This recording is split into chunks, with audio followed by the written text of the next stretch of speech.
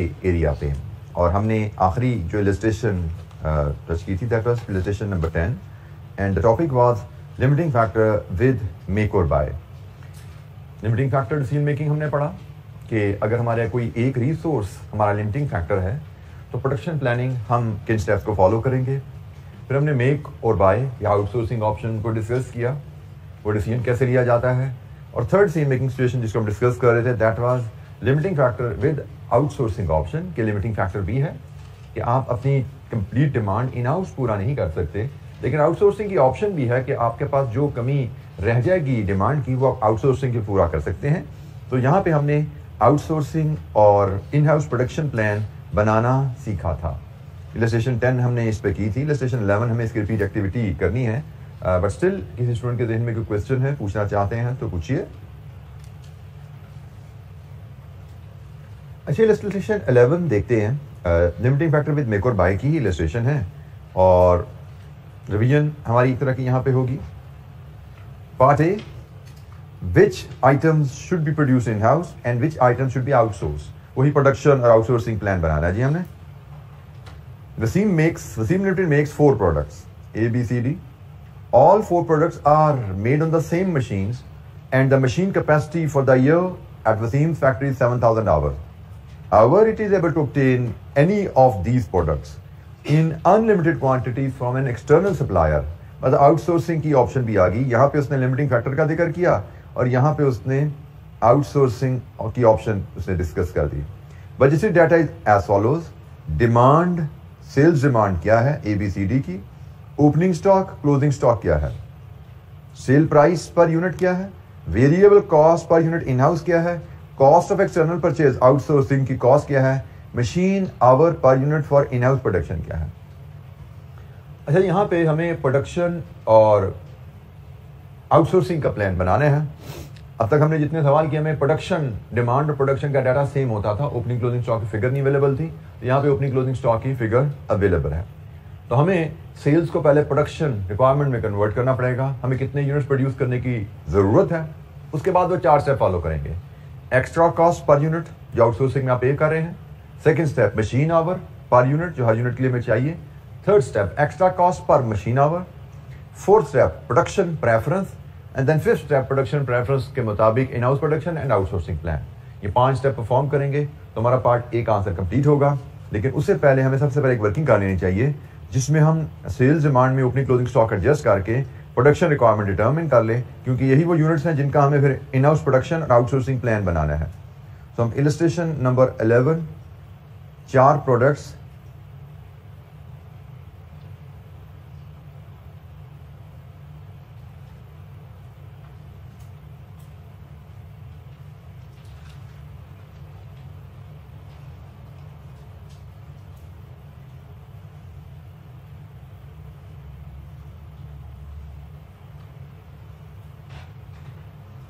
अच्छा जी, पहले हम ABCD की इक्वेशन हमारी बनती है प्रोडक्शन की sales demand plus closing stock minus opening stock gives you production requirement. ये जी पहले इस इक्वेशन को की मदद से हम प्रोडक्शन रिक्वायरमेंट स्टैब्लिश करते हैं।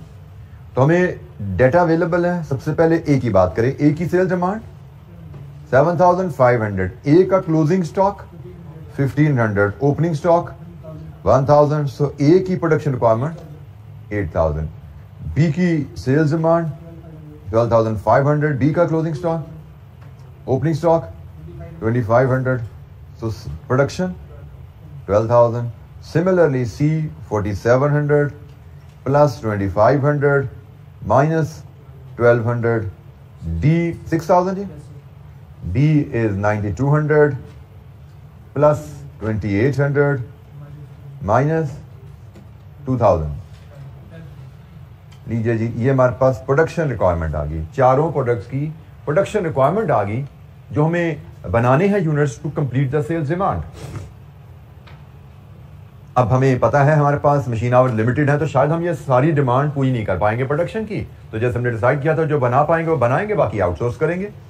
तो हमने जो बात की थी कि हमें जो डाटा कंपेयर करना होता है, हम यहाँ पे लेते हैं कॉस्ट पर यूनिट आउटसोर्सिंग में क्या है और इन हाउस वेरिएबल कॉस्ट क्या है।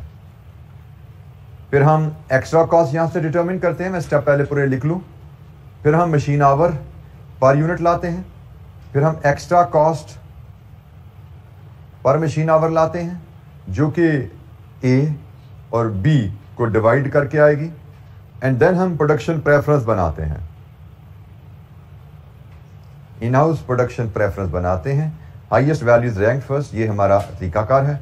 लीजिए जी, इस टेबल को पॉपुलेट करने चलते हैं। Outsourcing cost per unit, cost of external purchases available ₹16, 23.6, 21 and 22। ये हमारी outsourcing cost per unit clearly given है। Variable cost per unit in house manufacture की वो भी आसानी से रेडीली अवेलेबल है, 10, 14, 12 एंड 14। जनाब इन दोनों का डिफरेंस लेंगे। एक्स्ट्रा कॉस्ट जो आपको पे करनी पड़ी आउटसोर्सिंग में 6, 9.6, 9 and 8। Extra cost per unit जो हमें पे करनी पड़ेगी, वेरिएबल कॉस्ट से ज्यादा जो हमें पे करना है आउटसोर्सिंग में, वो क्या है। और limiting resource per unit, machine hours per unit हमें गिवन है जी 0.25, 0.5, 0.3 एंड 0.4। अब यहां पे उसने हमें एक सेल प्राइस भी दी हुई है, उसका हमारा कोई जिक्र नहीं है, कोई ताल्लुक नहीं है, हमें इसकी जरूरत ही नहीं है।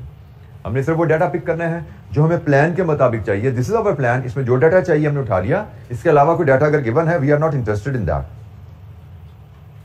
लीजिए जी, extra cost per machine hour, A divided with B 24, 19.2, 30, 20। Ranking, highest value is ranked first, ranking number 1, ranking number 2, ranking number 3, ranking number 4। ये जी हमारी प्रोडक्शन प्रेफरेंस की रैंकिंग आ गई है। अब इस रैंकिंग के मुताबिक ये है जी हमारी प्रोडक्शन की रिक्वायरमेंट। इस रैंकिंग के मुताबिक हम ये रिक्वायरमेंट पूरी करनी चलेंगे, keeping in view limited resources. Factory के मशीन आवर्स कितने हैं हमारे पास? 7000। सो 7000 आवर्स को सामने रखते हुए हम देखेंगे हम कितने यूनिट्स बना पाते हैं जी। यहां तक किसी स्टूडेंट को कोई दिक्कत? लिमिटिंग फैक्टर विद मेक और बाय डिसीजन। अच्छा, जब हम प्रोडक्शन प्लान बनाने चलते हैं, इन हाउस प्रोडक्शन प्लान, पहले इसकी बात कर लेते हैं, फिर हम आउटसोर्सिंग की बात करेंगे। हम ये पार्ट ए के लिए सारी ये वर्किंग कर रहे हैं जी, ठीक है जी। तो इन हाउस प्रोडक्शन प्लान में हमारी बात शुरू होगी अवेलेबल मशीन आवर्स से, जो कि हैं जी 2700। सबसे पहले हमने कहा जी हमें सी बनाने हैं। सी के कितने यूनिट्स? 6000। सी की प्रोडक्शन रिक्वायरमेंट 6000 है। रैंकिंग 1 6000 यूनिट्स और 0.3 आवर्स पर यूनिट। तो हमने कहा जी सबसे पहले हमें सी बनाना है। 6000 यूनिट सी के बनाएंगे। 0.3 मशीन आवर के हिसाब से कितना टाइम लग गया? 1800 टाइम लग गया। बाकी बचा जी सिर्फ 900।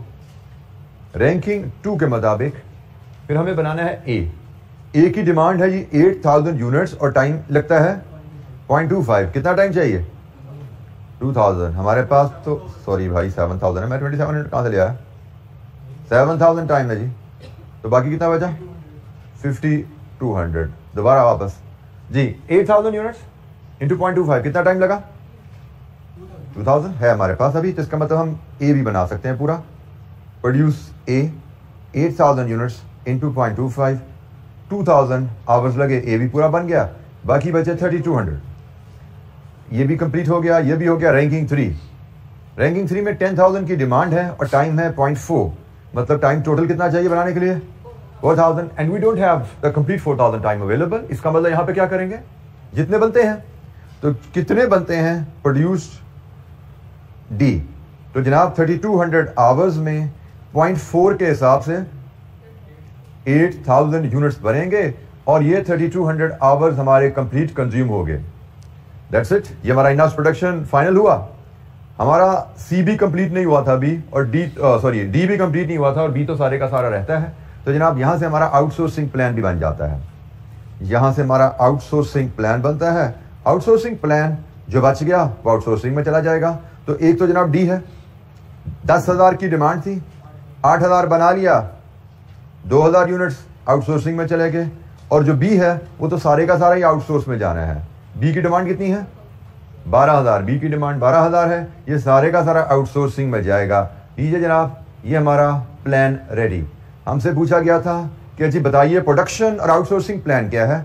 तो सी के 6,000 यूनिट्स, ए के 8,000 यूनिट्स और डी के 8,000 यूनिट्स, ये हमारा प्रोडक्शन प्लान है। और जनाब ये हमारा आउटसोर्सिंग प्लान है। Outsourcing plan and in house production plan हमारा रेडी है जी। Part A we are done. 6,000 unit C के बनाएंगे, 8,000 यूनिट्स ए के बनाएंगे, 8,000 यूनिट्स डी के बनाएंगे। हमारे मशीन आवर्स जो अवेलेबल थे 7,000 फुल्ली कंज्यूम हो गए। अब जो बच जाएंगे यूनिट वो आउटसोर्सिंग में ले जाएंगे। ये जनाब डी के बचे सिर्फ 2,000 यूनिट्स, क्योंकि 10,000 की डिमांड थी, 8,000 हमने बना लिए, 10,000 माइनस 8 2,000। और बी की जितनी डिमांड थी सारे का सारा आउटसोर्स करना पड़ेगा, because we don't have any labour time, machine hour time left to produce B. ये नहीं क्वेश्चन, कोई सवाल?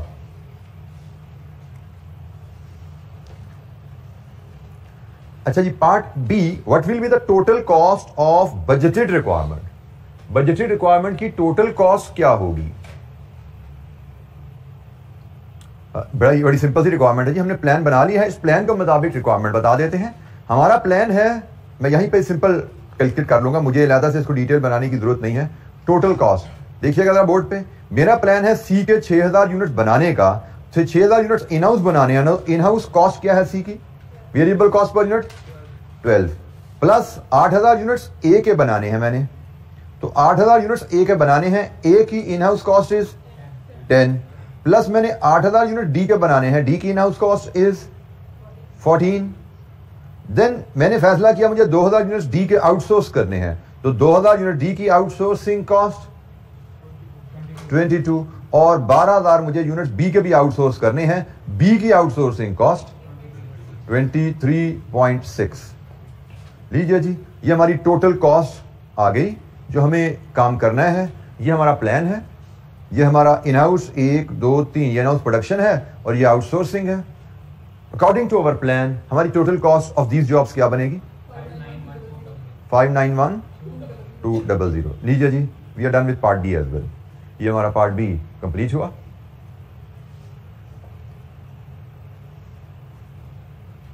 जी कोई सवाल?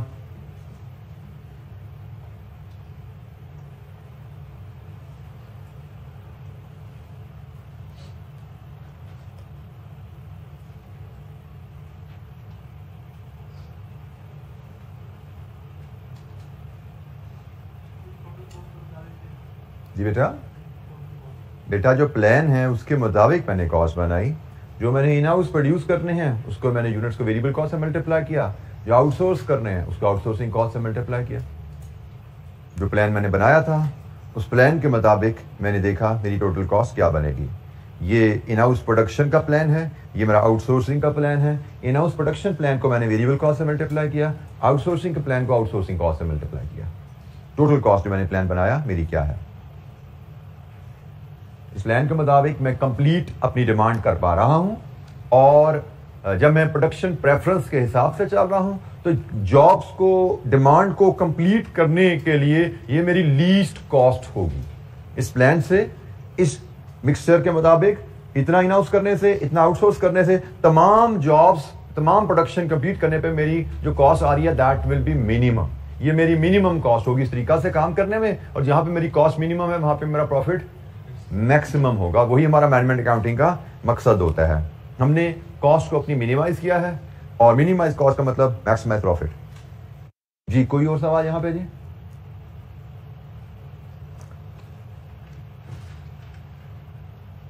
अच्छा जी, इलस्ट्रेशन 12 हमारी इस टॉपिक से नहीं है। उसकी हेडिंग अगर आप देखेंगे नोट्स में तो आ रही है वन ऑफ कॉन्ट्रैक्ट।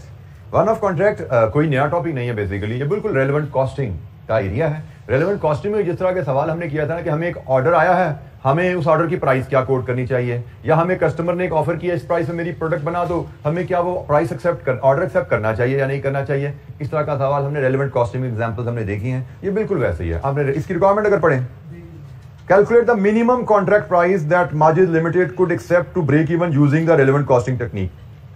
तो मिनिमम प्राइस, अगर उसने ब्रेक इवन का वर्ड ना भी लिखा होता तो हमें पता है मिनिमम प्राइस का मतलब होता है ऐसी प्राइस जिसपे कोई प्रॉफिट नहीं होता। ब्रेक इवन का मतलब यही होता है ना, ब्रेक इवन का मतलब यही है कि ऐसी प्राइस जिस पे आप कोई मुनाफा ना कमाए, और मिनिमम प्राइस का मतलब यही होता है। तो यहां पे हम कह सकते हैं ये डुप्लीकेशन उसने कर दी, लेकिन इलस्ट्रेशन रैंक में चीज चलती है। तो यहां पे सिर्फ आपको relevant cost of the contract calculate करनी है। सो ये चीज आपकी होम असाइनमेंट में है, क्योंकि रेलेवेंट कॉस्टिंग के हमने काफी ज्यादा सवाल किए हुए हैं। अच्छा, ये है जी अब shut down decision. Shut down decision कि हमारा कोई डिवीजन या हमारी कोई प्रोडक्ट लॉस में है। जब कंपनी एक से ज्यादा प्रोडक्ट्स बनाती है तो जनरली कंपनी हर प्रोडक्ट का प्रॉफिट एंड लॉस अलग-अलग देखना चाहती है, ताकि उसको पता लगे कि किस प्रोडक्ट में उसके प्रॉफिट कम या ज्यादा है या इवन लॉस है, उसको पता लगना चाहिए। सो बात का ऐसा होगा कि आप अपनी कंपनी की जब प्रोडक्ट वाइज प्रॉफिटेबिलिटी बनाओगे या डिपार्टमेंट वाइज प्रॉफिटेबिलिटी बनाओगे, क्योंकि हो सकता है डिफरेंट प्रोडक्ट्स डिफरेंट डिपार्टमेंट्स बना रहे हैं, तो आप प्रोडक्ट वाइज कर लो या डिपार्टमेंट वाइज कर लो। जब आप प्रॉफिटेबिलिटी बनाओगे यू मे फाइंड कि आपकी शायद कोई एक प्रोडक्ट लॉस में है, और जब कोई प्रोडक्ट लॉस में है या जब कोई डिपार्टमेंट लॉस में है तो क्वेश्चन मे बी रेज्ड कि क्यों ना इसको बंद कर दिया जाए। अब ऐसा नहीं कि लॉस में है क्वेश्चन रेज हुआ फौरन बंद कर दो, you will have to evaluate. और ये इवैल्यूएशन कैसे की जाती है हम उसको डिस्कस करने जा रहे हैं। अच्छा, एक बात ध्यान में रखिएगा, जैसे हम मेक और बाय में भी गए थे, वहां पे हमने कहा था, क्वेश्चन ने पढ़ा किया था जिसमें हमसे कहा गया था फाइनेंशियली बताइए कि आपको बंद करना है, आपको मेक करना है या बाय करना है। मेक और बाय में क्वेश्चन था ना कि फाइनेंशियल बेसिस पे बताइए कि आपके लिए क्या फायदेमंद है, मेक और बाय। हमने कहा जी शायद मे बी बाय या मे बी मेक। लेकिन उसका अगला सवाल बड़ा अहम था practical business point of view से कि what other factors should be considered. आपको याद होगा हमने डिस्कस किया था whether quality of the product पे क्वेश्चन मार्क हमने रेज किया था, हमने टाइमलीनेस ऑफ सप्लाई पे बात की थी, हमने रेट की बात की थी, फ्यूचर में प्राइसेस कैसे बढ़ाएगा हमारा supplier and so on. Business में कोई भी डिसीजन आप लेते हो, सिर्फ financial factors are important but they are not the only factors which should be consider. हमें नॉन फाइनेंशियल फैक्टर भी कंसिडर करने होते हैं। जैसे यहां पे भी इवन हम मैनेजमेंट अकाउंटिंग का टूल तो फाइनेंशियल फैक्टर पे ही लगेगा, वो तो नंबर से ही कंपैरिजन करेगा ना भाई, कॉस्ट क्या है और बेनिफिट क्या है। जैसे वहां पे हमने मेक और बाय, मेक की कॉस्ट क्या, बाय की कॉस्ट क्या करना है, फैसला कर लिया हमने। यहां पे भी ऐसा ही होने वाला है, लेकिन ये ख्याल कीजिएगा यहां पे भी बाज़ औक़ात सिर्फ फाइनेंशियल नंबर्स को देख के फैसला नहीं किया जाता, आपको फाइनेंशियल के साथ नॉन फाइनेंशियल फैक्टर्स भी देखने पड़ते हैं। फॉर एग्जाम्पल, आपकी 4 प्रोडक्ट्स हैं, 4 में से एक प्रोडक्ट लॉस में है, फाइनेंशियली कैसे फैसला किया जाता है उसको हम यहां पे डिस्कस करेंगे। फाइनेंशियली कैसे फैसला किया जाएगा कि जो लॉस में प्रोडक्ट है उसको चलाना है या बंद करना है, ये फैसला भी हम देख लेंगे। लेकिन देयर इज अ पॉसिबिलिटी कि आपको लगे फाइनेंशियली एक प्रोडक्ट को बंद करने में फायदा है, लेकिन उसके बावजूद आप कहो भाई चलाते ही रहो तो बेहतर है। क्यों? क्योंकि उसको बंद करने से नॉन फाइनेंशियल फैक्टर्स बहुत ज्यादा अहम होंगे। का नॉन फाइनेंशियल फैक्टर की डिस्कशन हमारे स्कोप में नहीं है, लेकिन जिससे वहां पे उसने पूछा था what non financial factors, what other factors should be considered, यहां पे भी वो बात आ सकती है व्हाट फाइनेंशियली बंद करना है या नहीं करना, what other factor should be considered. तो यहां पे अदर फैक्टर्स क्या हो सकते हैं? फॉर एग्जांपल आपकी ABCD 4 प्रोडक्ट्स हैं, D is in the loss, D को लॉस में है तो डी को बंद कर दें, answer could be yes, financially loss में डी को बंद कर दो। But what other factors before you implement the decision, D को बंद कर दो इससे पहले और कौन से फैक्टर कंसीडर करने चाहिए? Think like a businessman. क्या देखना चाहोगे? गुडविल इफेक्ट, बिल्कुल बड़ा अहम फैक्टर है। भाई एक प्रोडक्ट बंद करेंगे तो मार्केट में क्या खबर जाएगी जी कंपनी कमजोर होगी या कंपनी एक प्रोडक्ट बंद कर रही है, कल को दूसरी भी बंद ना कर दें, तीसरी भी बंद ना कर दें और भाई किसी और सप्लायर के पास चलो, इनको हमने ऑर्डर दिया हुआ, इन्होंने पीछे फैक्ट्री बंद कर दी तो हमारे कस्टमर खराब होंगे। गुडविल इफेक्ट आपको देखना है भाई, हम बंद करेंगे इसका इंपैक्ट हमारी गुडविल पे क्या आएगा, कस्टमर हमें कैसे देखेंगे स्टेप को। एक और अहम फैक्टर हो सकता है, बाज़ का एक प्रोडक्ट खरीदने कस्टमर आता है तो 2 प्रोडक्ट्स लेके चला जाता है। आप अक्सर देखते हो, बड़ी सिंपल एग्जांपल है, बड़े बड़े स्टोर्स में जैसे गोरमे वगैरह, जैसा गोरमे है चले, एक उसने सिर्फ अंडों की कीमत का इश्तेहार लगा था, अंडे इतने रुपए दर्जन, जरूरी कि अंडे में मुनाफा कमा रहा हो, लेकिन उसने बड़ा सा लगाया इसलिए कि लोग अंडे की कीमत देख के दुकान में घुस जाए। अंडा शायद आपको कॉस्ट टू कॉस्ट दे रहा हो, या हो सकता है 1 रुपया 2 रुपया लॉस पे बेच रहा हो।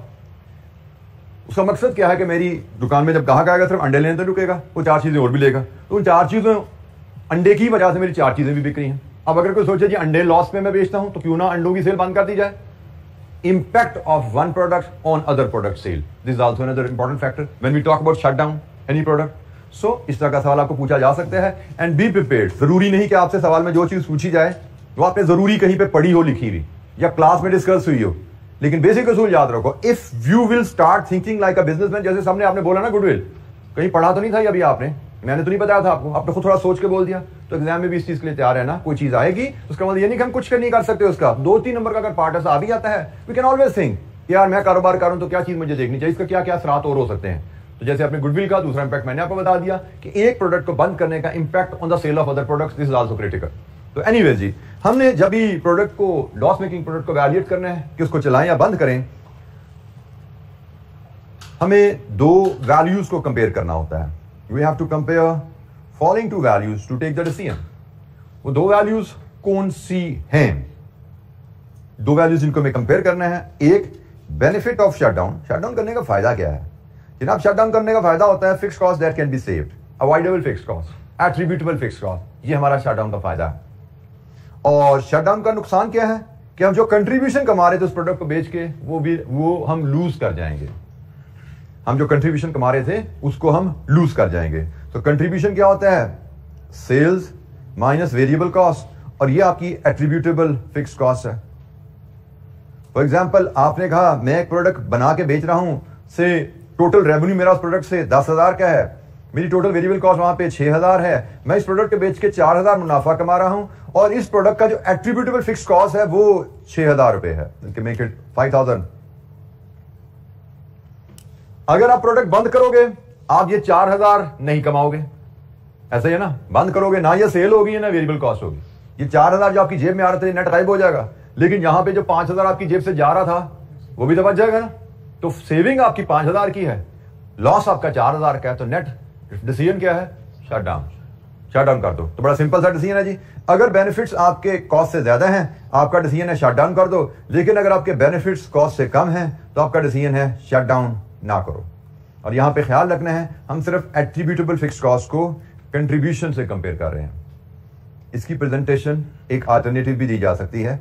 जैसे मैंने यहां पे प्रेजेंटेशन क्या बनाई, मैंने कहा मुझे यहां पे नेट बेनिफिट या लॉस की कॉस्ट कंटेक्स्ट में देखूं तो यहां पे मुझे नेट 1,000 का बेनिफिट है और यहां पे मुझे 1,000 का लॉस है। यही हमने एनालिसिस किया ना अभी कि भाई इस केस में 1,000 का बेनिफिट है, इसलिए हमने कहा शट डाउन कर दो।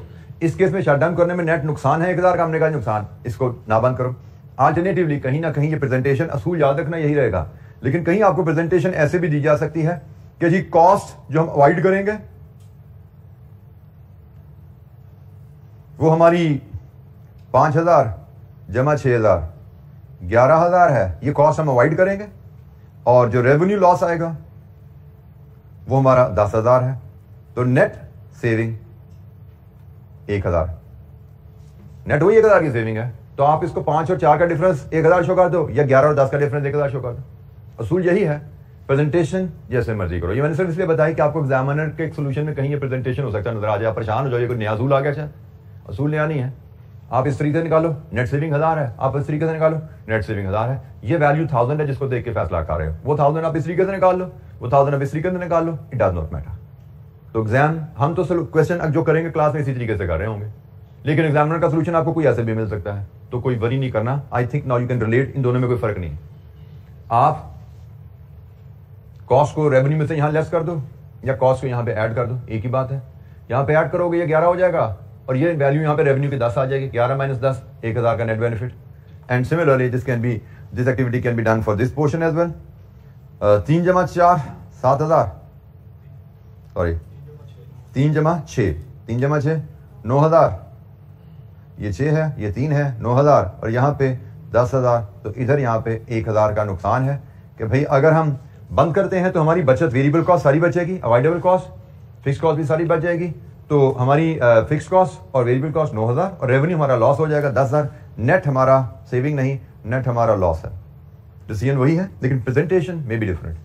आप ऐसे प्रेजेंट करें या ऐसे प्रेजेंट करें, फैसला यही वैल्यू को देख के हो रहा है। फैसला हमारा सेम है। यहां पे हम कहते हैं हमें शट डाउन कर देना चाहिए, यहां पे हम कह रहे हैं हमें शट डाउन नहीं करना चाहिए। सो रूल इज सिंपल, जो मैंने आपसे शेयर किया। इसकी 2 इलस्ट्रेशन हमारे पास है इस रूल को लेके। कोई सवाल यहां पे जी? इलस्ट्रेशन 13 पहले देख लेते हैं जी। इलस्ट्रेशन 13 तो मुझे लगता है हमें पेपर पे जाना ही नहीं पड़ेगा, बोर्ड पे यहीं पे हमारी हल होगी, if I recall correctly. Analyze the above information to decide whether any of the products should be withdrawn from the market. किसी प्रोडक्ट को मार्केट से विड्रॉ करना चाहिए, मतलब बंद करना चाहिए हमें। Hashim limited makes 4 products ABCD। The budget for the next year is as follows. आपने अगले साल की प्रोजेक्शन बनाई है कि 4 प्रोडक्ट्स अगले साल हमें क्या कमा के दे रही हैं। ये direct material, direct labour, rupees in thousand में सारी वैल्यूज हैं जी। वेरिएबल ओवरहेड्स, ये टोटल वेरिएबल कॉस्ट, ये सेल्स, ये कंट्रीब्यूशन हर प्रोडक्ट का, ये डायरेक्टली एट्रीब्यूटेबल कॉस्ट होती है जो अवॉइडेबल फिक्स्ड कॉस्ट होती है। And share of general fixed overhead, ये अदर फिक्स्ड ओवरहेड हैं जो शेयर हैं, जो एब्जॉर्प्शन है, जो एलोकेशन है, जो कि अवॉइडेबल नहीं है।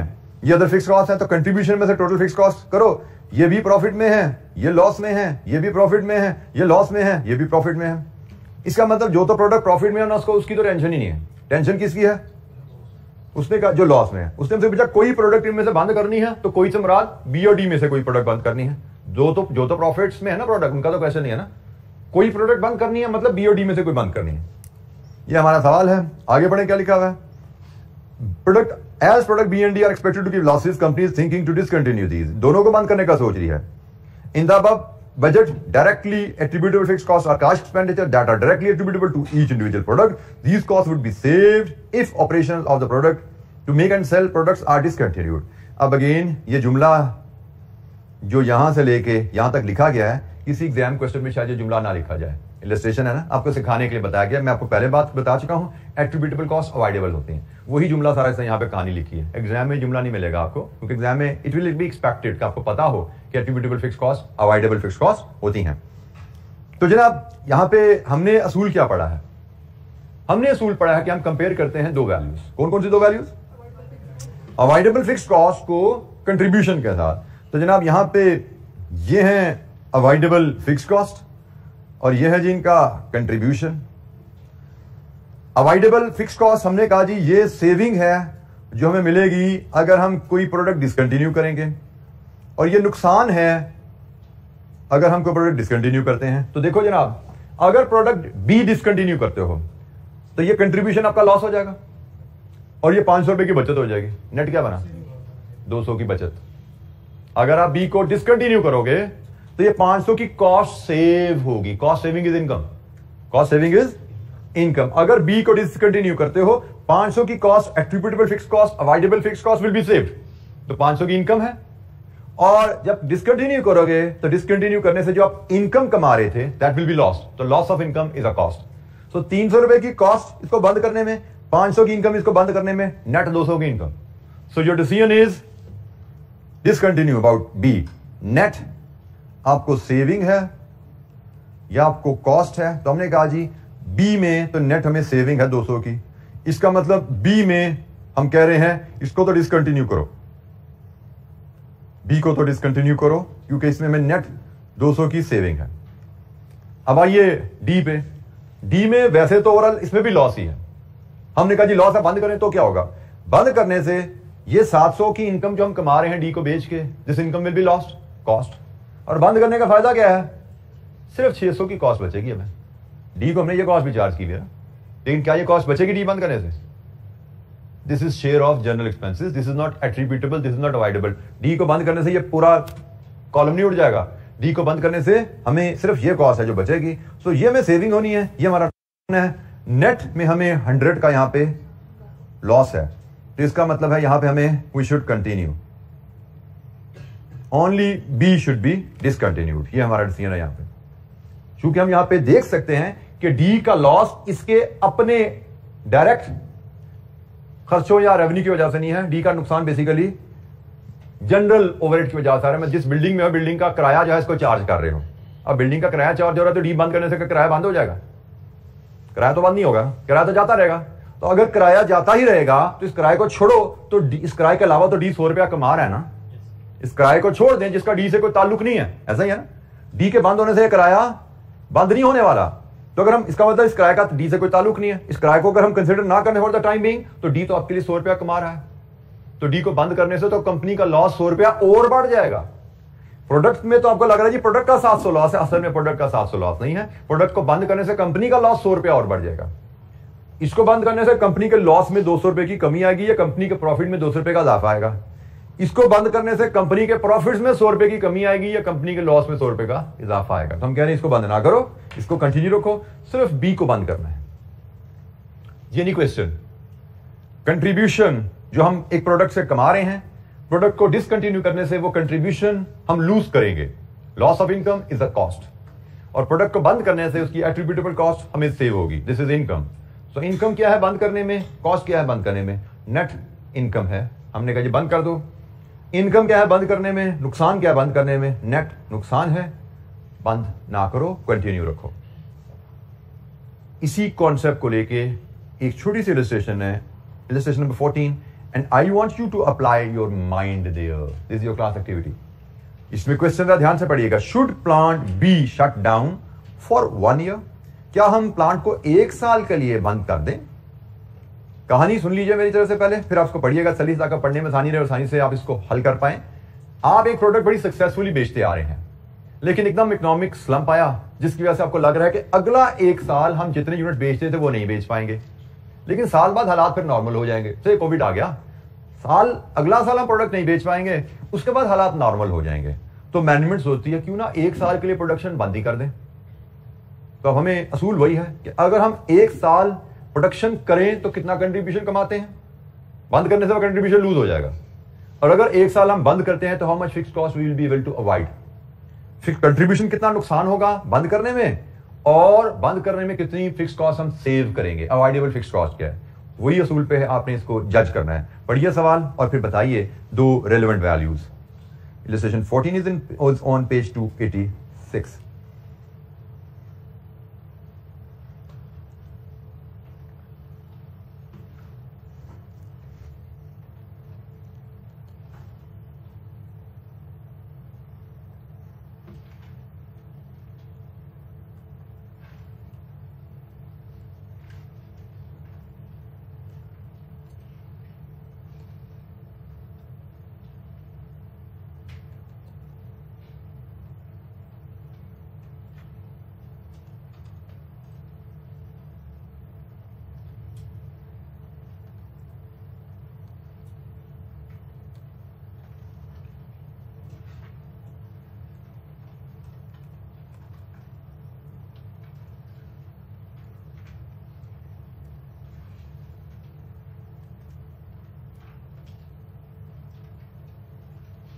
ये जी आपका फॉर्मेट है।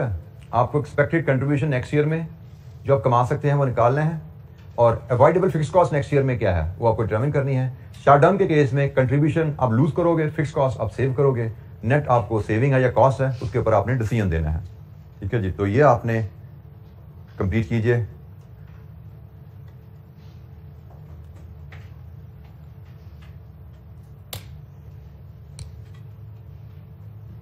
तसल्ली से सवाल को पढ़िए और इस फॉर्मेट को आपको पॉपुलेट करना है। फॉर्मेट पॉपुलेट करेंगे, आपका डिसीजन आ जाएगा।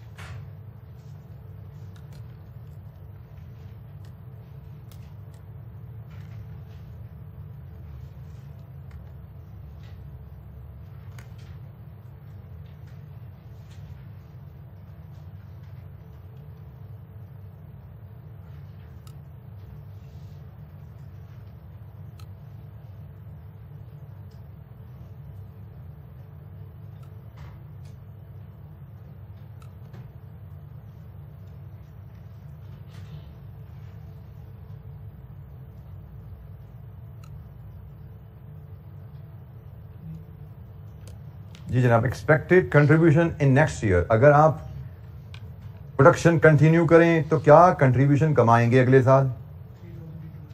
कितना जी? 3000 यूनिट्स पे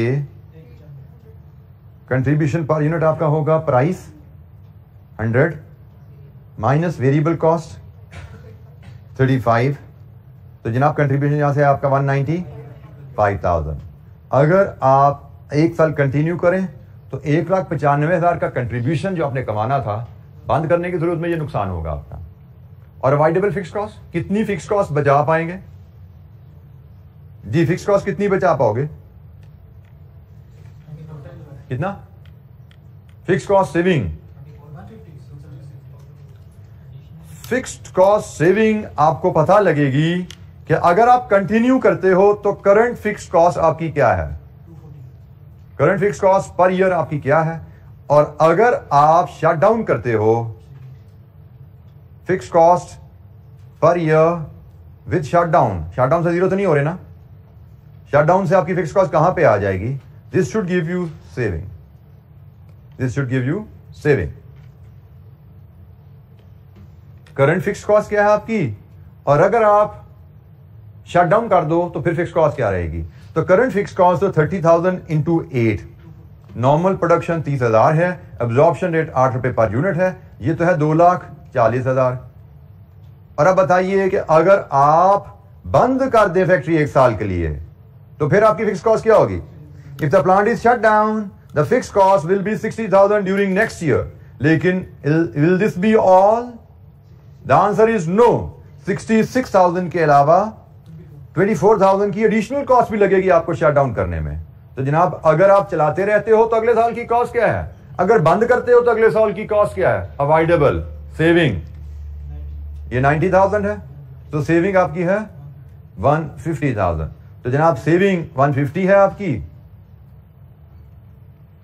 कॉस्ट 195 है, this is the net cost 45,000। So your decision is continue.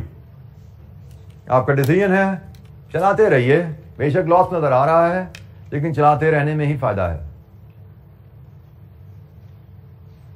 Contribution जो आप 30,000 यूनिट बेच के कमाओगे वो 195 है, और बंद करने से जो फिक्स कॉस्ट आप अवॉइड करोगे वो 150 है। तो चलाने से इनकम 195 की है, बंद करोगे 195 की इनकम नहीं कमा पाओगे। कंट्रीब्यूशन लॉस, जो कमाते थे कंट्रीब्यूशन वो लूज होता है। अवॉइडेबल फिक्स कॉस्ट, बंद करने से कितनी फिक्स कॉस्ट में बचत आएगी? 150 की। सो डिसीजन इज क्लियर, हमें कंटिन्यू करने में ही फायदा है।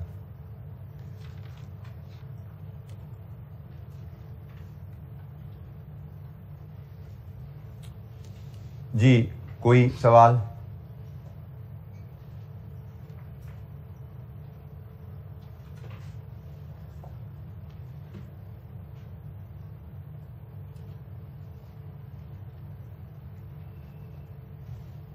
किसी कैलकुलेशन पे कोई गाइडेंस चाहिए पूछिए।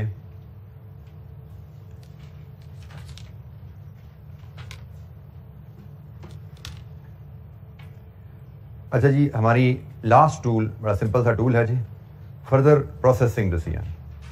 इसके बाद हम पास पेपर क्वेश्चन पे चले जाएंगे। फर्दर प्रोसेसिंग डिसीजन का क्वेश्चन नॉर्मली एग्जामिनर हमें प्रोसेस कॉस्टिंग के क्वेश्चन से जोड़ के पूछता है। स्टैंड लोन इस पे हमें लंबा चौड़ा क्वेश्चन नहीं आता।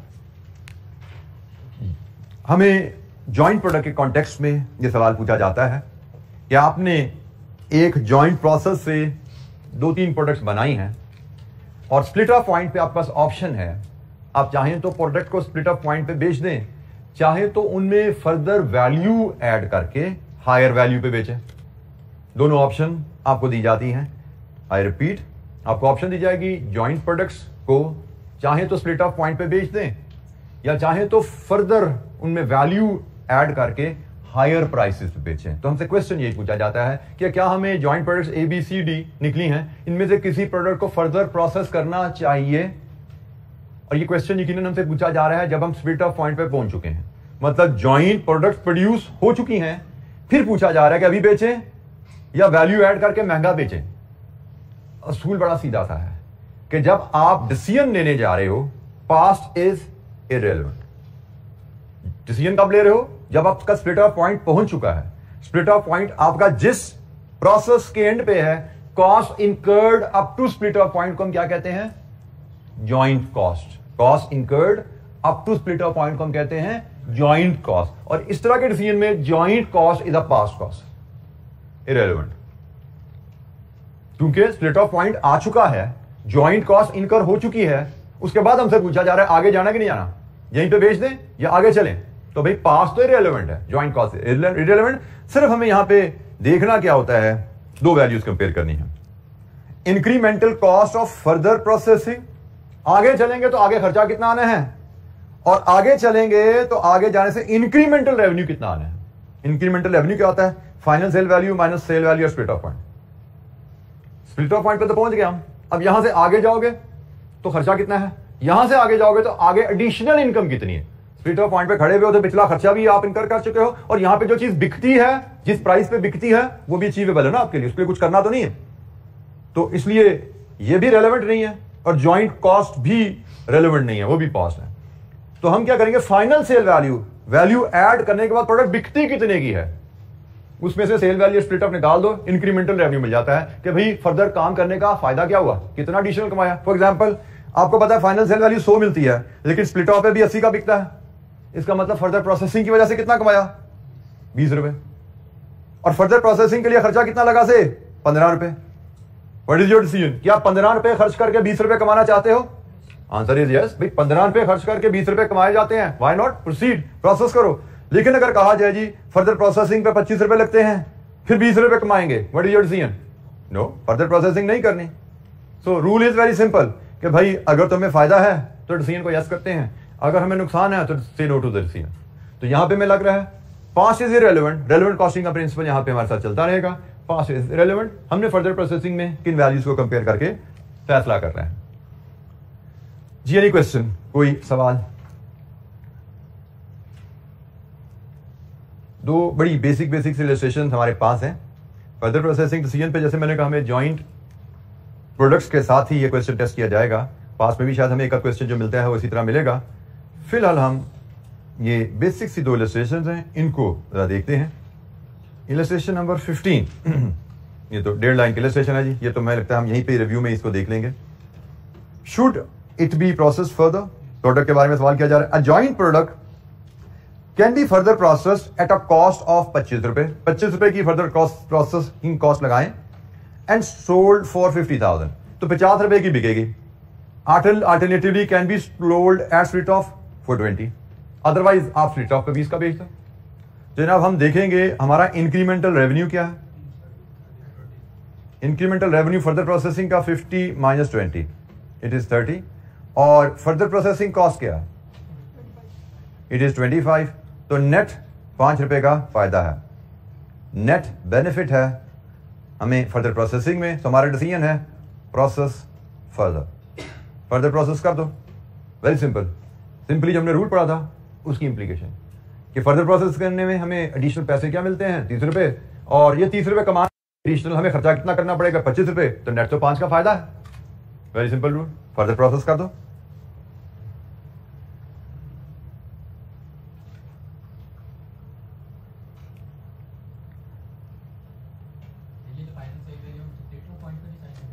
फाइनल सेल वैल्यू बटा फर्दर प्रोसेसिंग के बाद इंक्रीमेंटल रेवेन्यू कहां से आता है, final sale value minus sale value split off point पे ये प्रोडक्ट 20 की बिकती है, इस पे मजीद काम करो तो ये 50 की बेच सकते हो इसको।